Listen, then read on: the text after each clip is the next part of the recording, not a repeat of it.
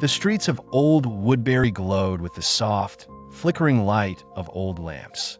This peaceful little town, with its quiet charm and stone-paved roads, had recently been shaken by a strange series of thefts.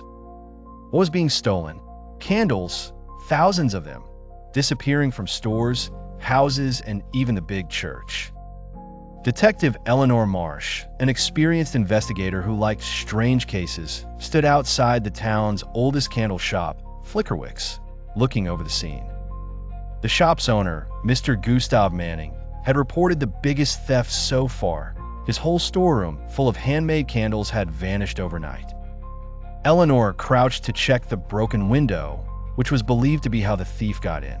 But something didn't add up. The glass looked like it had been broken from the inside, not the outside. That made things even more confusing. She told her new partner, James, to take pictures of the scene.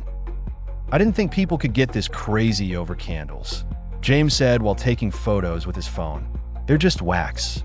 Eleanor shook her head. "It's not about the candles themselves, James. It's about what they mean. They're people's jobs, traditions, and art. This feels personal."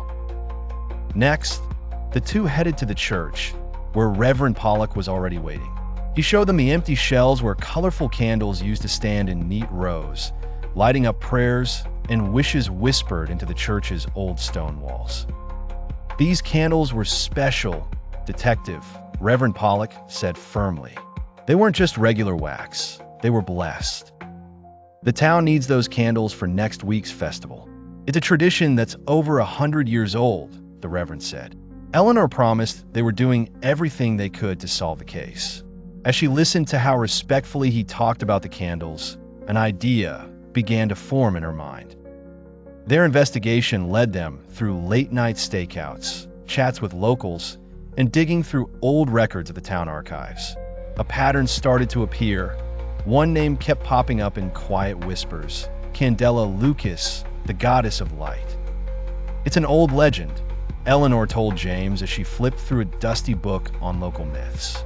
"People who believed in Candela Lucas used to offer her light to keep her spirit happy during the long winters. But why is it happening now? And why steal the candles?"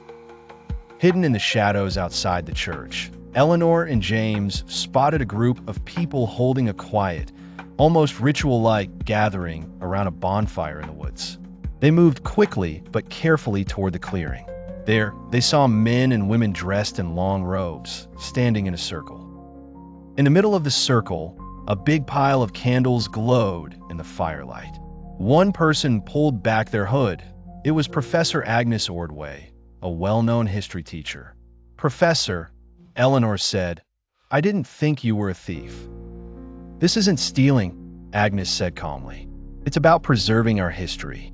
With the festival coming up, I saw people starting to forget what it all means. This was meant to wake them up." James looked confused and turned to Eleanor. "So they're stealing? To protect tradition?" Eleanor nodded, her serious look softening a bit. "You've got their attention now, Agnes. But you can't go around doing things like this on your own." The tale of the candle thief quickly spread, sparking new interest in Old Woodbury's history and long-held traditions. It was a strange ending, but in a town where light always showed the way, it felt right.